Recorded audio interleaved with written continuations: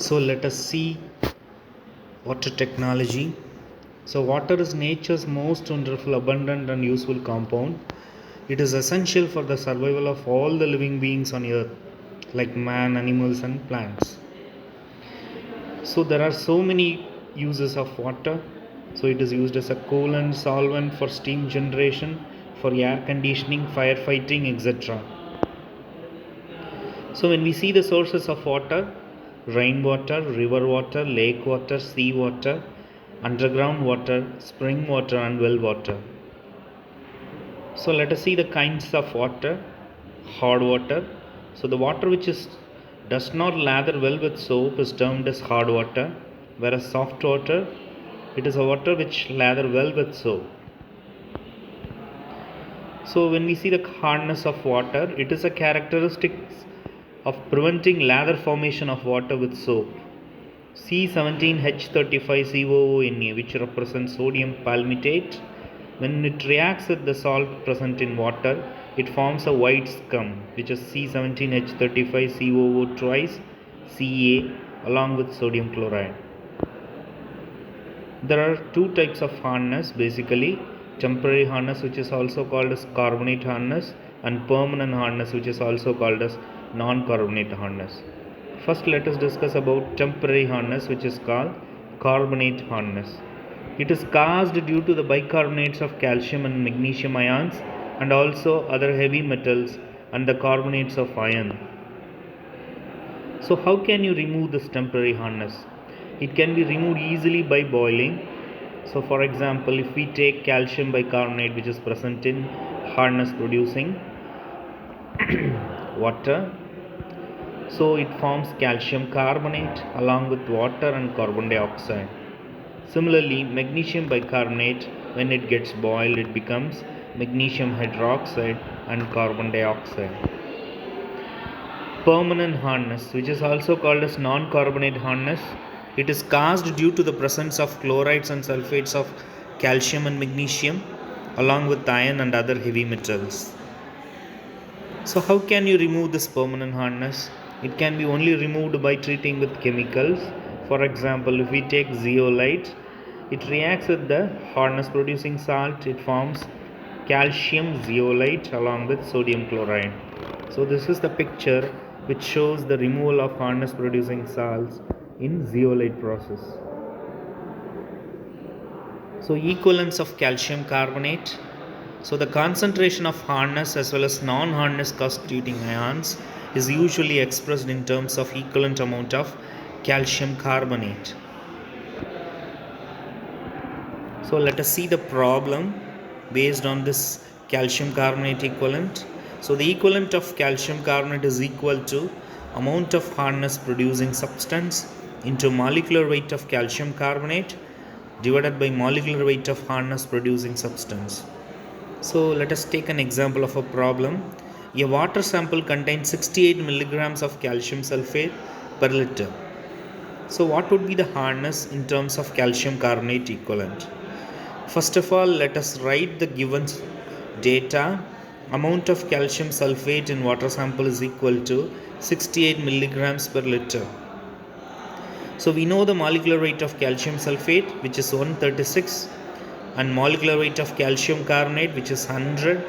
So amount of hardness can be calculated by multiplying 68 into 100 divided by 136. Here 100 represents the molecular weight of calcium carbonate. So we get the answer 50 milligrams per liter.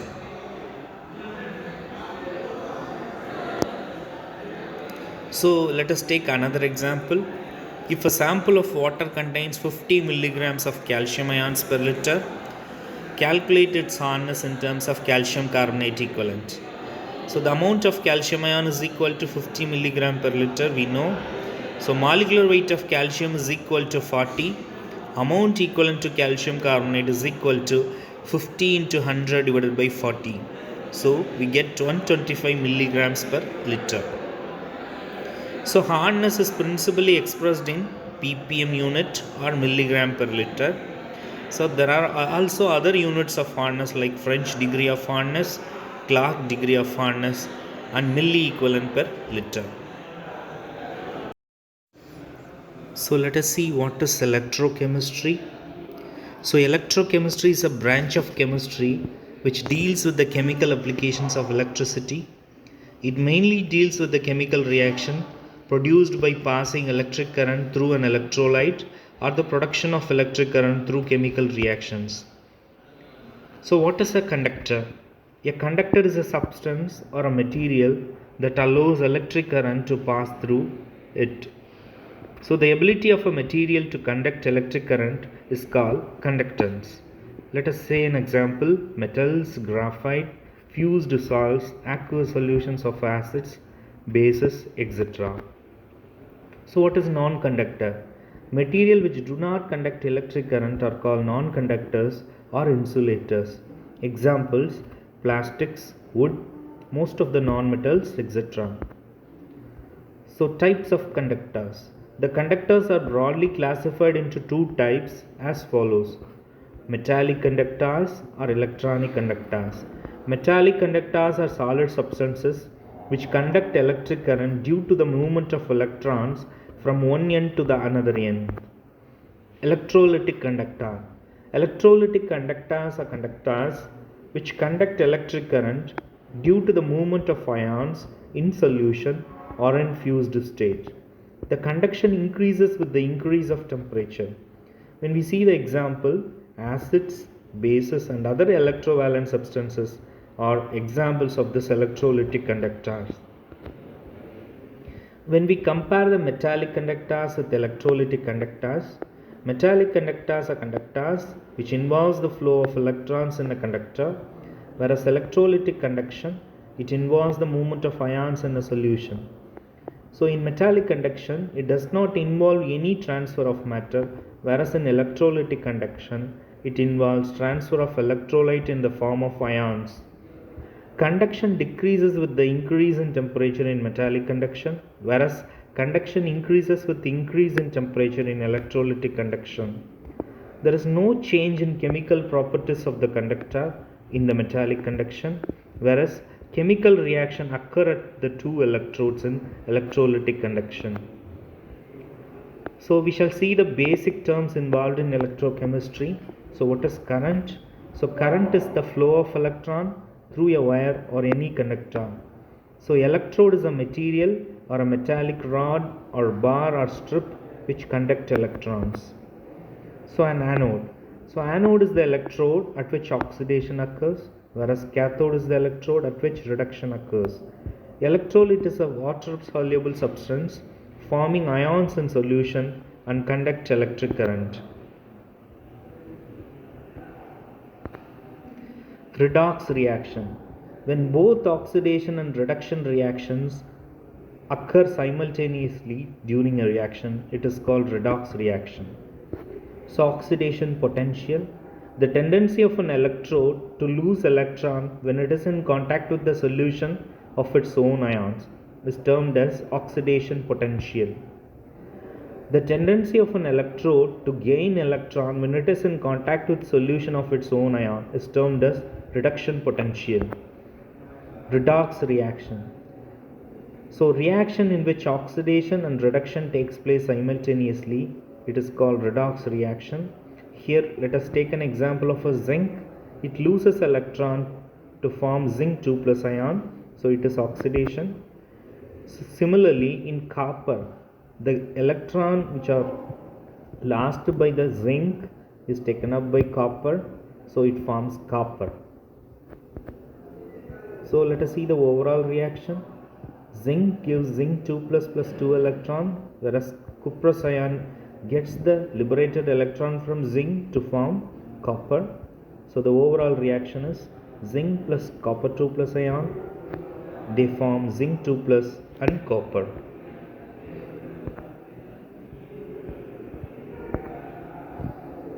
Let us see what is a cell. A cell is a device which converts electrical energy into chemical energy or chemical energy into electrical energy. Usually a cell contains two half cells. Each half cell consists of an electrode dipped in an electrolytic solution.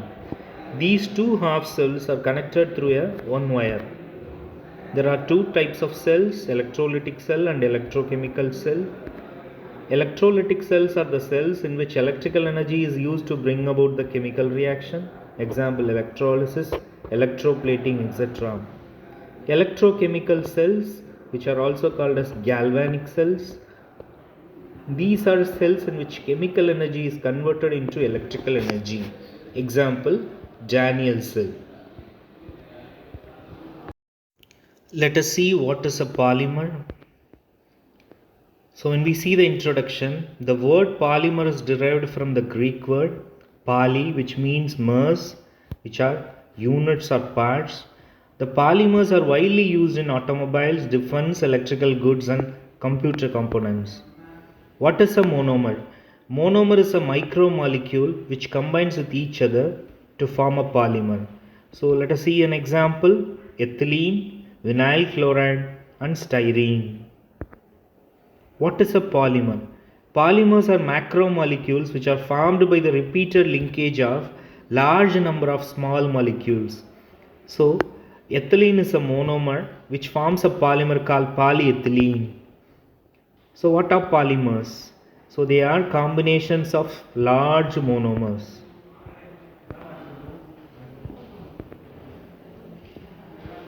So it is an example which shows the ethylene.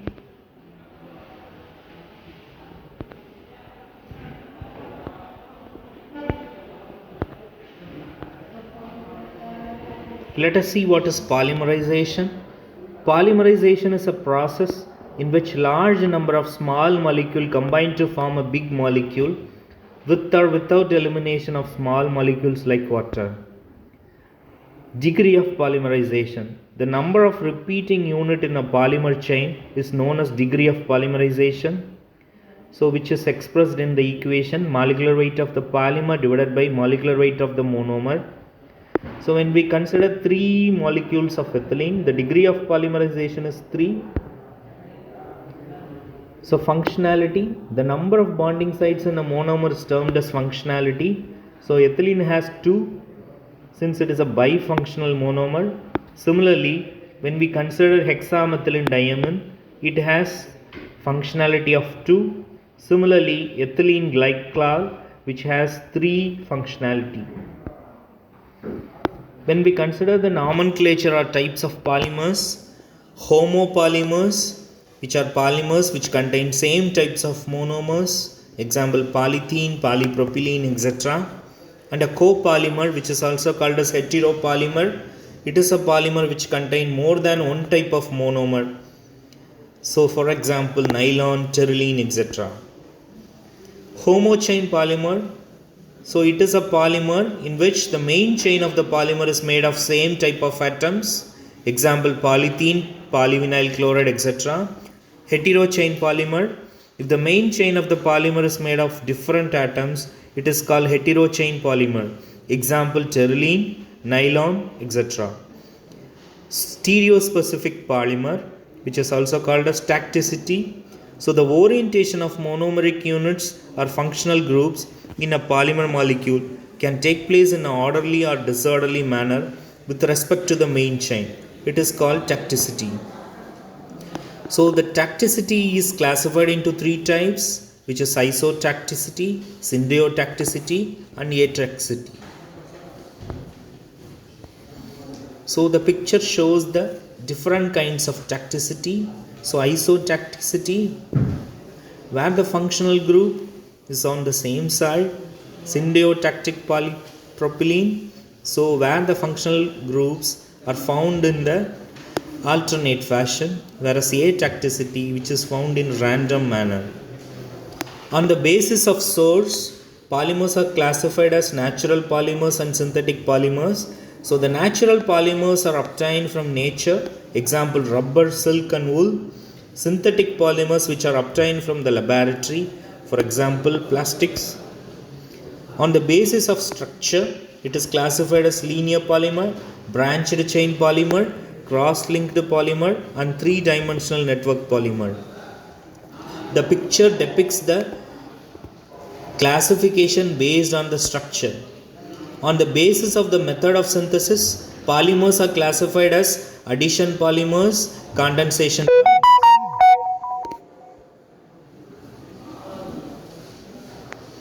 Addition polymers are polymers which are formed by addition of monomers which have double or triple bond. Example, ethylene. Condensation polymer which are formed by the condensation of monomers which have functional groups. For example, formation of nylon 6,6.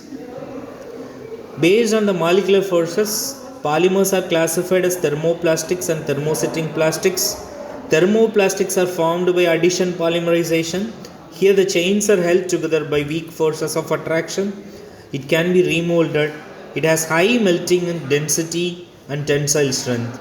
Similarly, thermosetting polymers are formed by condensation polymerization. The chains are held together by strong covalent bond and it can be remolded easily. It also has low melting point density and tensile strength. So let us discuss the hydrogen-oxygen fuel cells. So in which fuel reacts with the oxygen to form oxidation products along with electricity. So example for fuel cells are hydrogen-oxygen fuel cells, methanol-oxygen fuel cells. When we connect large number of fuel cells in series, it is called fuel battery. So what is hydrogen-oxygen fuel cell? It is the simplest and most successful fuel cell. Here the fuel is hydrogen, oxidizer is oxygen, and the liquid electrolyte of alkali is used. So this is the picture depicting the hydrogen-oxygen fuel cell. Here water is coming as a byproduct during this electrolysis. So hydrogen is passed inside the graphite anode. Similarly, oxygen is passed into the graphite cathode. So this is the setup showing the hydrogen-oxygen fuel cell. So when we see the construction, it consists of two porous electrodes. Both are made of carbon as anode and cathode. The porous electrodes are made of compressed carbon which are coated with a catalyst like platinum, palladium and silver. So here 25% of KOH or NaOH is used as an electrolyte. The two electrodes are connected through a voltmeter. So hydrogen is bubbled through the anodic compartment where it gets oxidized. Similarly, oxygen is bubbled through the cathodic compartment where it gets reduced. So at anode, what happens? So usually anode undergoes oxidation. So here hydrogen gas is passed through the anode. It is oxidized to produce electrons which combines with the hydroxyl ion to form water. The cell reaction is given.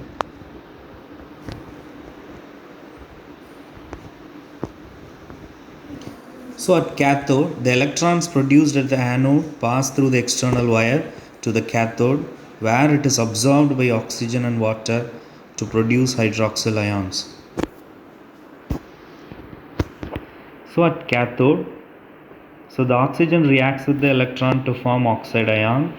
The oxide ion reacts with the water molecule to form hydroxyl ion. Hence the overall reaction is oxygen reacts with water and electron to form hydroxyl ion. Let us see the overall cell reaction.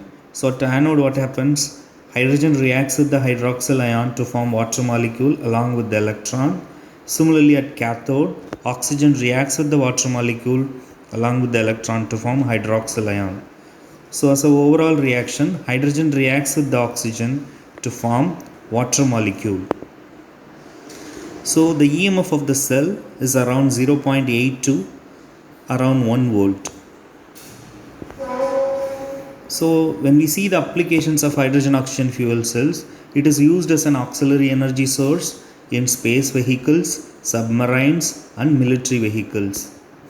So the product water is proved to be a valuable source as a fresh water for the astronauts. When we see the advantages of hydrogen oxygen fuel cells, it emits only water vapor and no other harmful chemicals to the environment. So the efficiency of this cell is around 75%. As hydrogen is the lightest element, it can be transported easily from one place to another place. So hydrogen can replace the batteries and also it causes very less noise pollution. So when we see the limitations of hydrogen oxygen fuel cell, so this hydrogen gas is highly explosive. It is very expensive to be carried out. Since hydrogen gas is very difficult to compress into a liquid form. It is a demerit. Similarly, hydrogen needs separation since it is always found in combined form.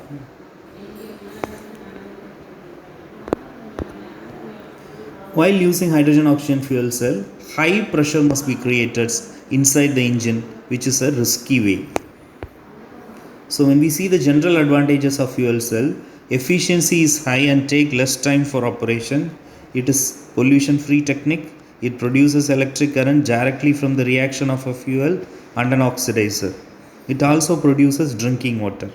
So these are the advantages of fuel cell. So when we see the disadvantages, it cannot store electrical energy. Electrodes are expensive and short-lived.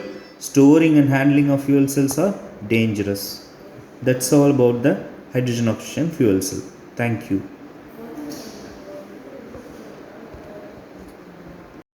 So in unit 5, let us see about fuels and combustion. So what are fuels? Fuel is a combustible substance which contains carbon as a main constituent, which on burning gives large amount of heat. So when we see the combustion process, carbon oxidized to get carbon dioxide. Similarly, when hydrogen is present in the fuel, it becomes water vapor. So the main source of fuel is coal and crude petroleum oil. These are stored fuels available in the earth crust and are generally called as fossil fuels. Why they are called as fossil fuels? Because they were formed from the fossilized remains of plants and animals. Let us see the characteristics or requirements of a good fuel. A fuel should be cheap and readily available. It should be safe and economical for storage and transport. It should not undergo spontaneous combustion. It should have higher calorific value. It should have moderate ignition temperature. The combustion should be easily controllable. It should have low moisture content because the moisture content reduces the calorific value. The products of combustion should not be harmful. It should have low non-combustible matter or in ash content. Let us see the classification of fuels. Based on occurrence, fuels are classified into two types. Primary fuels, which is occurring in nature as such, example coal, petroleum, natural gas. The second category is secondary fuels. It is derived from the primary fuels, example coke, gasoline and coal gas. Based on the physical state, both primary and secondary fuels may be further subclassified into three types, which is solid fuels, liquid fuels and gaseous fuels. When we see the example, coal and coke are considered as solid fuels. Similarly, gasoline, which is petrol, and diesel are liquid fuels. Similarly, coal gas and natural gas are coming under gaseous fuels. So this is the chart showing the summary of fuels. So the fuels are classified as primary or natural fuels and secondary or artificial fuels. Primary fuels are further subclassified as solid fuels, liquid fuels and gaseous fuels. Similarly, secondary fuels are also subclassified as solid fuel, liquid fuels and gaseous fuels. The examples of these fuels are given in the table. When we compare the solid, liquid and gaseous fuels based on the calorific value, the solid fuels, due to so much ash and moisture content, the calorific value gets lowered. Similarly, in liquid fuels, the calorific value is higher than the solid fuels. So the gaseous fuels has the highest calorific value than solid and liquid fuels. So when we see the combustion, it is lower in solid fuels and it is quick in liquid fuels, whereas it is rapid in gaseous fuels. When we see the control of combustion, it cannot be controlled easily, whereas in liquid fuels, it can be controlled when required. Similarly, in gaseous fuels, it can be controlled by controlling air supply. When we see the air requirements among the fuels, in solid fuels, it burns in large excess of air, whereas liquid fuels, it burns in slight excess of air, whereas gaseous fuels, it also burns in slight excess of air. When we see the thermal efficiency, it is least in solid fuels and higher in liquid fuels and highest in gaseous fuels. In internal combustion engine, the solid fuels cannot be used in IC engines whereas liquid fuels can be used in IC engine, and gaseous fuels it also can be used in IC engines. When we see the handling cost, it is more for solid fuels, it is less for liquid fuels, and lesser for gaseous fuels. When we see the ignition temperature, it is highest for solid fuels and it is moderate for liquid fuels, and it is very low for gaseous fuels. When we see the cost of production, so it has low cost of production in solid fuels, it is high for liquid fuels, and also it is high for gaseous fuels. When we see the pollution, so there is much release of smoke, dust and soot particles in solid fuels, whereas in liquid fuels it is a clean and free from dust and soot particles. So similarly, gaseous fuels also, it is a clean and no smoke or dust particles emitted. So fire hazard, so it is of least risk when we consider the solid fuels. So liquid fuels which are under greater risk, whereas gaseous fuels which are highly inflammable and are at greater risk.